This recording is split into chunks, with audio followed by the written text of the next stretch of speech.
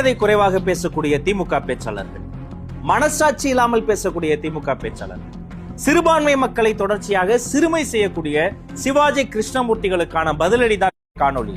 தமிழ்நாட்டு அரசியல் களத்தில் என்ன நடக்கிறது உள்ளபடி தெள்ள தெளிவாய் எல்லோருக்கும் புரியும்படி பார்த்திடலாம். அனைவருக்கும் ராஜ்மோகனின் தமிழ் வணக்கம். இது ராஜ்மோகன் ரிப்போர்ட். உலகத்திலேயே தமிழுக்கென்று தனி சிறப்பு உண்டு.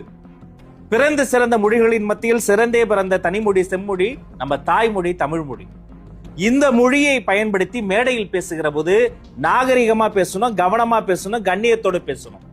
இது எதுவுமே இல்லாம ஒரு கேரக்டர் பேசிக்கிட்டே இருக்காருன்னா அதுதான் சிவாஜி கிருஷ்ணமூர்த்தி.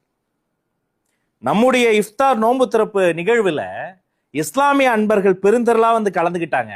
அந்த இஸ்லாமிய சகோதரர்களை ஒரு மேடையில மைக்க பிடிச்சி எச்ச சோறுன்னு பேசிய அன்றே என் இதயம் வலித்தது.